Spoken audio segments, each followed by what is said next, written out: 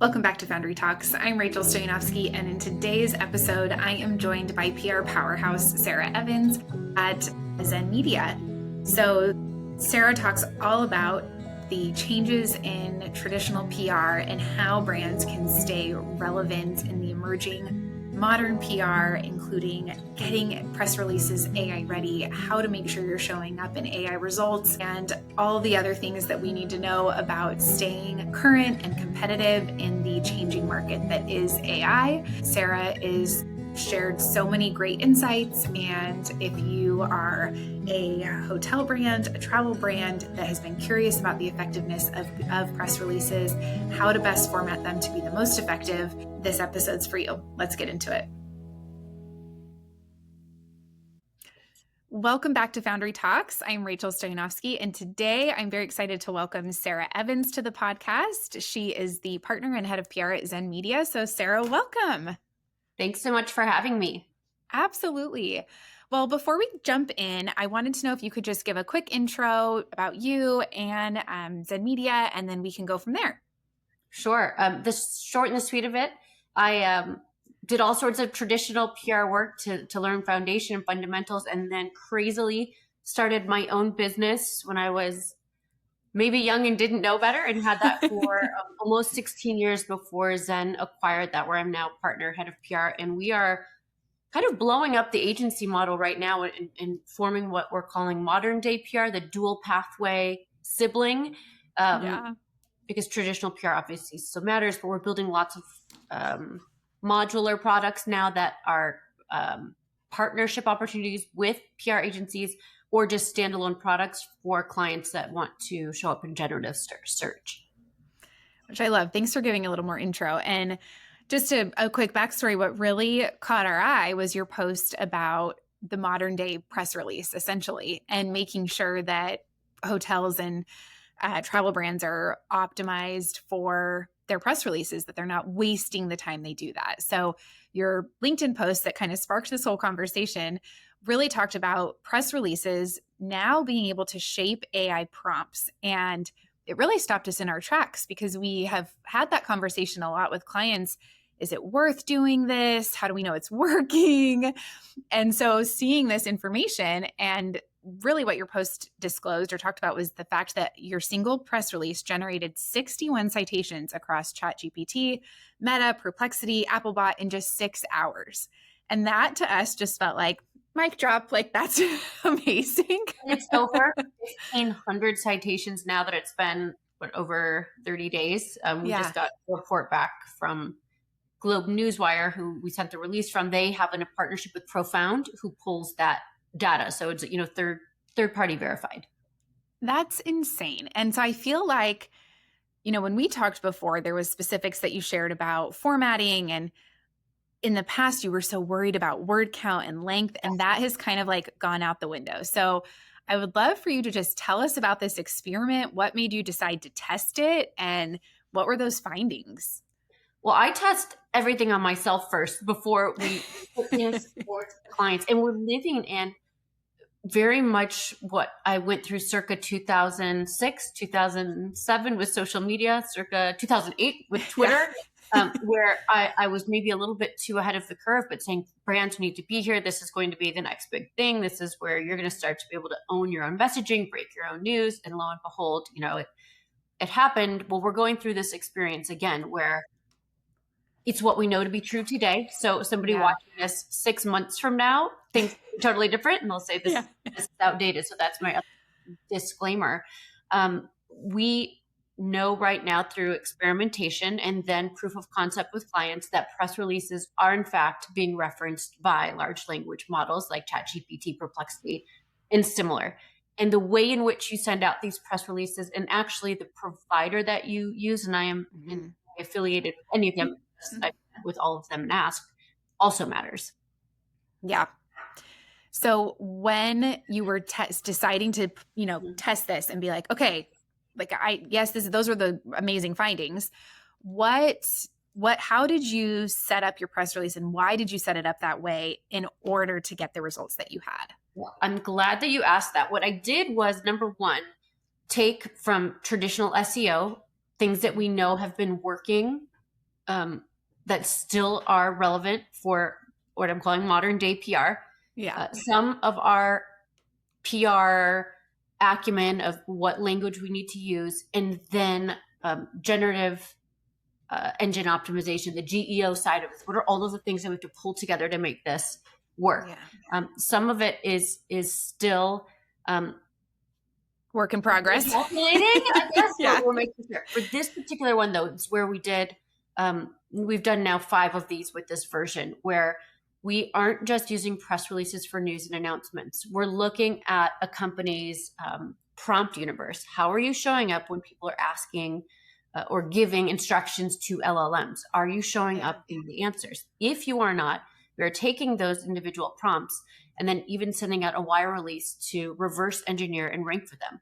What is the best hotel I could go to in Las Vegas? Because that's where I'm from, right? That's such a high value search that if you just dug really hard and kept sending out content and releases, maybe you start to impact that. Example only. Yeah. So that's the headline. Then the body is formulaic. We're getting less about dates because LLMs are looking for just specific information. And if you put a date with something and it reads it a month later, 3 months later, a year later, and it's dated, backlogged, it's no longer relevant. It will disregard that information.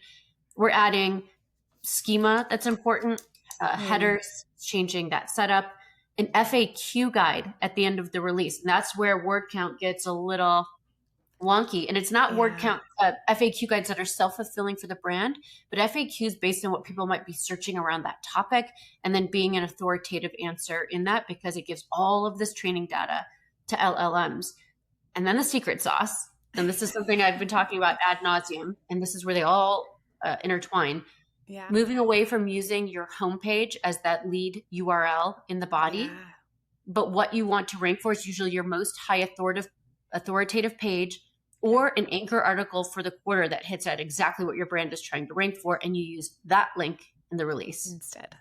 And Such that amazing insight. Oh my gosh. Yes, and then that gets indexed because of all the syndication of wire releases. Yeah. Amazing. So I like that you mentioned not using FAQs that are self-serving to the brand, because I think there is, everyone, I think it's kind of common knowledge now with AI you need to put FAQs on your site. Like that is helping you show up in chat results. But they are a little bit self-serving to the brand. So I like that you mentioned not to do ones that are so self-serving, but just that it's kind of like an SEO play a little bit. It's the same concept. That's why I say it checks the boxes: SEO, GEO, modern day PR. We PR was just behind on jumping on the SEO bandwagon, and now we have to kind of catch up, but also learn how to modify it for GEO. Yeah, it's amazing. Okay, so if I'm a hotel and I want to send out something about festive season, so like a headline could be the best place to celebrate the holidays in Park City. Like that is kind of the direction of a headline. So that would be great, especially if you could validate and say that is how people are searching for this information. So you need a little bit of insight to your analytics and SEO first. Okay. And the most important thing isn't necessarily the exact phraseology, but what are the keywords? And again, going back to what the keyword universe was for SEO, those content pillars, what are the 1 or 2 words that people are using for those? Is it like staycation Park City? Is it festival Park City? Like those content pillars. And then you start to design around that. And if you know that maybe the number 1 prompt is, I'm looking for the best place, discounted deal, hotel, whatever the thing is, then you want to start to engineer your content around that. But first, you want to get that anchor article out on your website. Okay. So you have to point the release to something that's not just your homepage. So you need a new landing page. Yeah. And so, and if you already have a high authoritative page, you want to leverage that first. And then if you're pitching a news story, which would be ideal, right? You get coverage around that. You want to push that deep backlink to that page instead of the URL. Will they use it? Who knows? But if you get that coverage, you want to then close the loop back on your site to say this party was talking about us. Like it's your credibility, source of influence. You kind of have this little loop that you have to close for authority. I love it.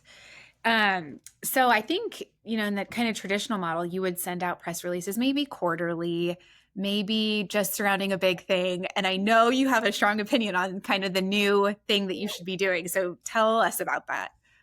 I know that wire releases are expensive. Yeah.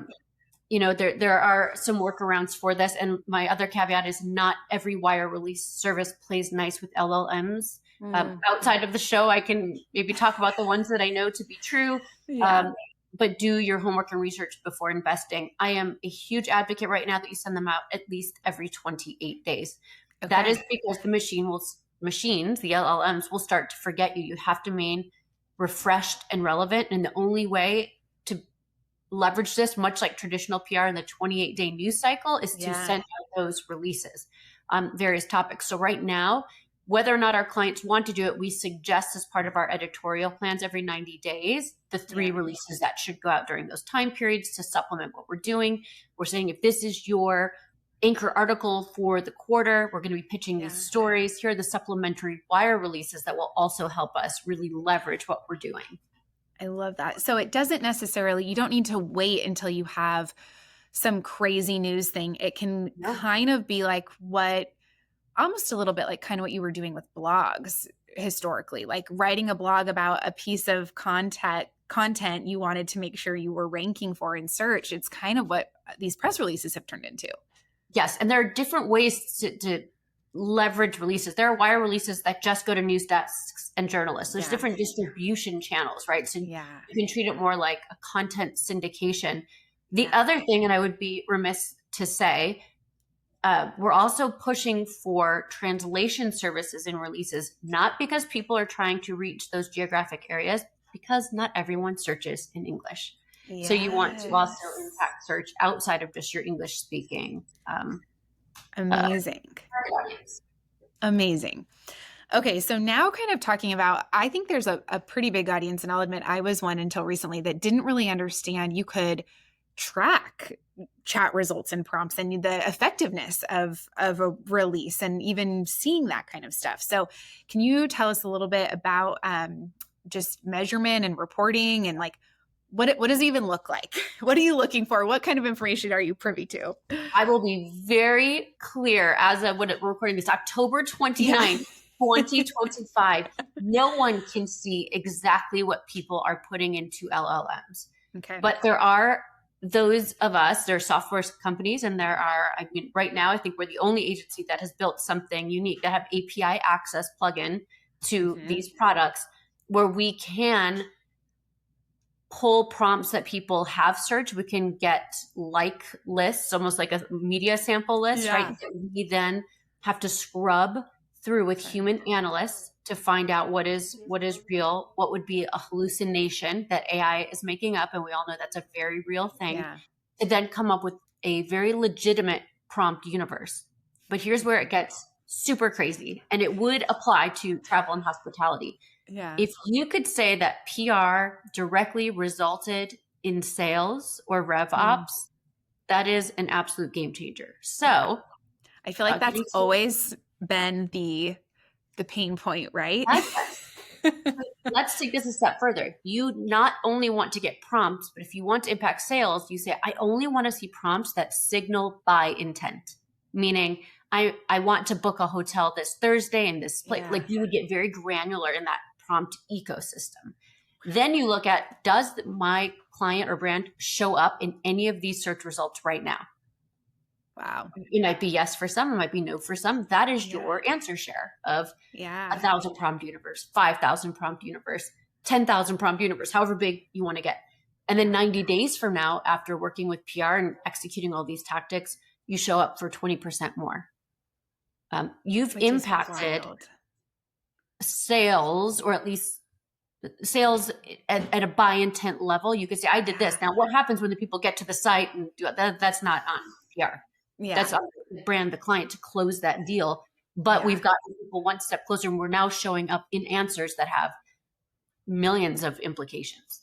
Yeah, that's amazing. And it's just so specific. That's what I think is so great, because with Google Ads and everything, you can be pretty specific in the search terms you want to rank for and populate for. But this is like this is a whole new level. This is like someone talking to you and saying, yes, this time of year is the best. Go here. And at some point, here's the even bigger play. Once e-commerce is turned on within Yeah. LLMs, which it already is starting to in some way, Starting shape, to, or right? form. With Shopify, I think. And yep.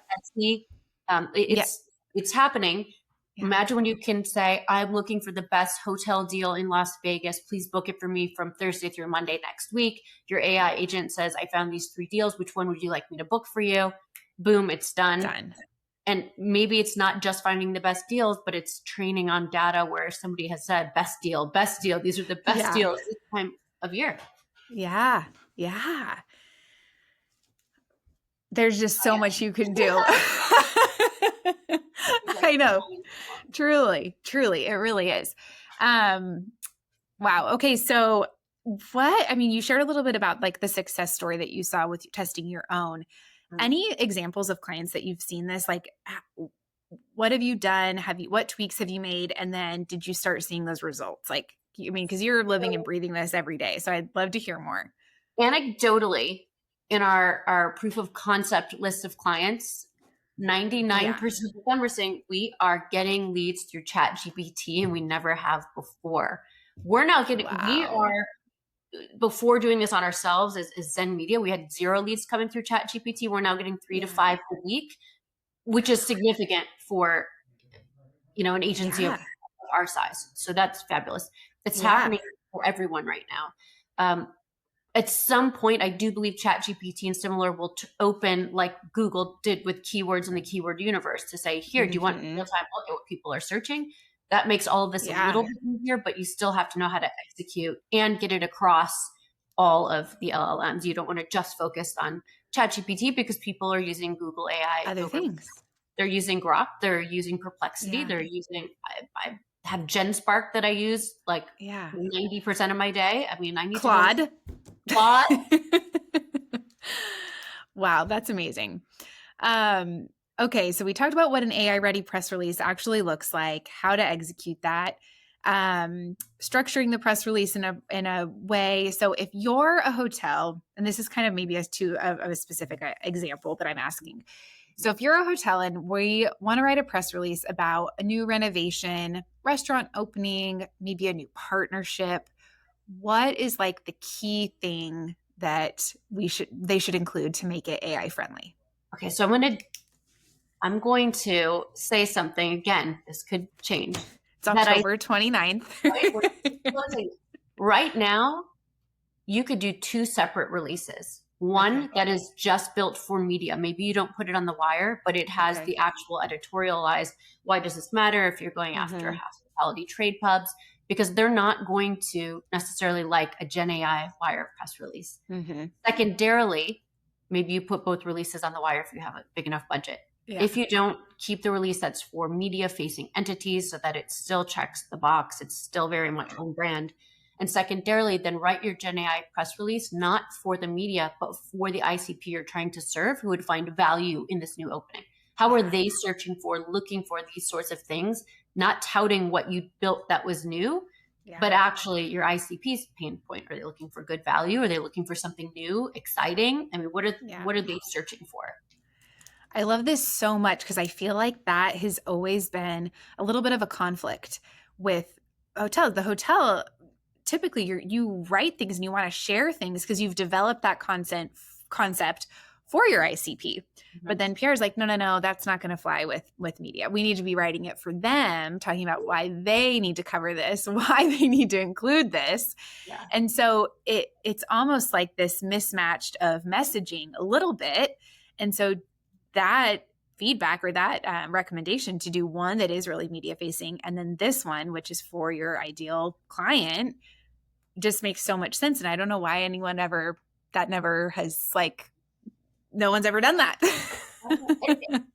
It's a hypothesis to see if it works. If you are a publicly traded company, it becomes much more rigorous and difficult to do that. So some of this gets thrown out the window. You might be able to, do a few nuances and say, I can, I have to have my traditional formatted press release, but I can add a few different things. I can point back to, a better URL than our homepage. Yeah. where people can take action. I can maybe add some headers in the release where we didn't before. Yeah. And I also, which I'll share with you and you can share with all your listeners, I have Gen AI press release GPT that I built. Amazing. You can just say, I want a press release for this, and it adds schema, gives suggested backlinks, it creates an FAQ guide. Obviously, it has to be heavily human edited, but it's a good starting point. Yeah, and we'll link that in the show notes because I've checked that out. I have it on in my Love it. chats. So we'll make sure to link that because I think that's super valuable. And it's just nice for, I think, people to actually practically have a starting point. Like, oh, okay, this is what she means. This is how we need to be formatting it. So I love that. Does where you distribute your press release affect AI visibility? And we don't need to name names if that's not something you want to do, but I would love to just hear what are things that brands should be looking at to say, like, this would be a good fit for this. Here's what I will say. Whatever wire service you are using, contact your account manager, account rep, and say, are your releases indexed by LLMs? Specifically ask the question. I've already gone through this. Yeah. And found only one of the big players does this. It doesn't mean that, again, 2 weeks from now, if you're listening and watching, maybe another one gets added in, which is why I'm obviously not going to come out against anyone, but it's beholden on PR people to do their homework right now so that you're not wasting very valuable online real estate. Yeah, totally. I love that. Yeah, and it's not cheap, as you mentioned. So making sure that the brands have a good understanding of which ones are actually going to benefit them before they even get started is huge. Yeah. Love it. I know that, being the head of PR and with the software background and everything that Zen Media is doing, that's really where your focus is. So not to like curveball question you here, but I'm just curious how you, in just your decades of experience, how do you see these AI ready press releases fitting into a broader content strategy for hotels and travel brands in this new environment? Like I would imagine this is like one piece of it. It is. There are things that can change, pivot. Yeah. A little visitor that just snuck in. I love it. I love it. Like, I'm more comfortable. I need my mom's phone. Things may change, right? This is something you could do right now. But what I know to be true today is that these press releases are training data for large language models. And if 6 months from now, maybe ChatGPT says, hey, people are gaming the system, press releases, we're shutting it down, that you can't ingest them, or there's some barrier, you have to pay to play. This is the time to do it. This is not the thing where you're like, maybe in 6 months, we're slow moving, so we'll wait 6 months. I mean, I love all the people that aren't waiting the 6 months because they're benefiting from doing all of this. So it's one piece of the pie. Where does it fit? And then what layers on with that? And then what's our plan if that becomes Goes not away? a source? Yeah. Amazing. So what other things do you suggest that people look at? Like if this is one piece of the pie, what's like another maybe don't avoid? Like this is the other one that you can't avoid. Get your clients, or you do this, just audit their websites to make sure. I don't want to say Gen AI compliant, but if you have access to their web team or their technical team to make sure correct schema is there, that you've got some high authoritative pages that you can really play with, that you have a newsroom that you can work with to add things, and not just in the traditional way, in a way that will train LLMs the way you're writing pieces, the way you're closing the loop on those articles, because there's prescriptive steps for that. And I've even heard from a few SEO technical people, this is nothing I can verify. They're like, what words you bold matter, where you're putting things matters, the way you're labeling things, even your photos, your images, especially in wire releases. There are times, I'm sure I was guilty of it at some point, where I was like, I just uploaded unnamed JPEG 3 and took it out of a wire. And they're like, well, you have to have a name. You could even use that file naming nomenclature to train LLMs, looking at all of those pieces. And it's the same on your website. So I'd say that is really important. And then just being mindful of that prompt universe, like where or what is happening in the travel, hospitality industry in my region, or nationally or globally. How are people searching and looking for things, to just give you a lay of the land? Yeah, I think that's really valuable advice, just to make sure you're staying up on current trends, you're understanding your market, really understanding who you're going after, what's happening in kind of their ideal world, and you're positioned correctly. We talk a lot about how brand strategy is kind of your foundation, and included in that is really knowing your audience. And so I think that that is oftentimes something that, if you're scrappy or maybe on a lean budget, oh, I'll skip that for now, I'll come back to that. But really, that is like the building blocks for how you're going to be able to do the rest of this really effectively. It Um, really comes down to like when you go to, a high-end hotel's website and it's this like beautiful exterior mhm. photos, the grounds, all these things. And then there's me, I'm like, I need to see the bathroom Yeah. and I want to see the shower. And like, they're not giving me what I want as a consumer. So then I have to go to a third-party site with reviews to find out what was the closet space like, what is that, Yeah. mattress. Yeah. It's just a disconnect in what they're portraying versus what I, as the consumer, want. Especially if that's where you are ultimately going to close the deal, is Yeah. on your website. So like your press release can only do so much as to help you show up in AI results and help get people there. But then that really has to be the engine to convert. So And I think Rachel, that's, I'm so glad you said that about closing the deal, because that's the other reason why we typically don't point to the homepage, because there's nothing actionable there. So if we want yeah, people to book and we're creating content on a hotel site, there's got to be some sort of loop closing, booking, yeah, right schedule, there. whatever it is, right there with that content. Yeah, amazing. And it's so, I think that all of these things, but it's just so great to talk about it in this perspective, because it's kind of like, yeah, I was sleeping on my site a little bit. Like SEO is doing its thing, it's working, but I haven't really made that many changes. And really, you need to be updating it with like these anchor article landing pages, as you talked about, and just really maximizing. And I think that's something that press releases may be cost prohibitive for some people. Totally understand. Like they're not cheap, but your website is something that you probably already have paid for. So developing more Yes. landing pages is probably not going to really make that much of a difference in terms of cost, but it's something that can really help overall. And it's something, and I will make the caveat, you want to be careful of too many new pages because Mm, they don't have the authority that certain pages on your site already have. You want to leverage yeah. what is already working and how you can add to that and refresh it Yeah. and keep it Yeah. new. I call it the fresh factor, like what Mentos commercials were like back in the 80s. Those also need to be refreshed about every 28 days. So if you're landing media coverage, you have a piece of news or announcement, let that get re-ingested so it refreshes as new. Yeah. And so do you think even if you just maybe reformat it, or it's kind of like the same messaging, but you just refresh it a little bit, like that is still beneficial?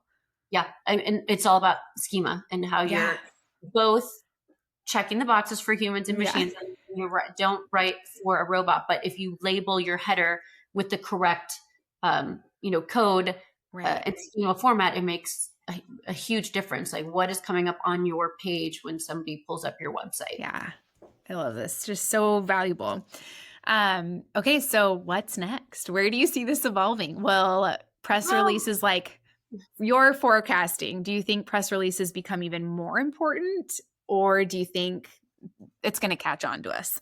Rachel, I don't have the answer. I wish I did. I Yeah. just know that is what's happening right now. What I'm really focused on, I think, for future is how commerce is going to open up on Yeah. LLMs and where it becomes pay to play and where people are like, oh my gosh, I traditional PR can't keep pace with the amount of content information I need to be timely and relevant and refresh. So I'm trying to figure out, what does that look like? How do you plan for that? How do you create for that? And how do you help brands stay relevant for that?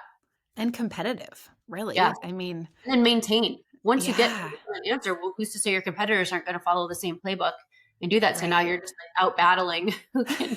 Yeah. Yeah, it's kind of the Wild West, I think, but we shall see.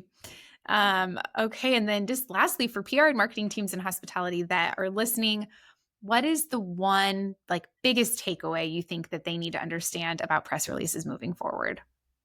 I think it's just knowing there's another format, another way, the Gen AI wire press Yeah. release. It doesn't have to replace your traditional press release. It can be a partner to that. Yeah. And it's the release that is used to train the machines where people are searching for likely the brands that you are working with. And it's one way that you can impact that, because LLMs are looking for trustworthy voices, and that's determined in a few different ways.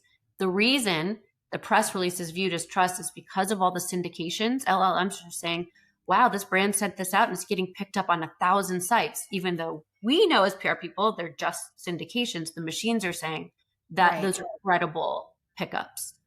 Yeah. Yeah.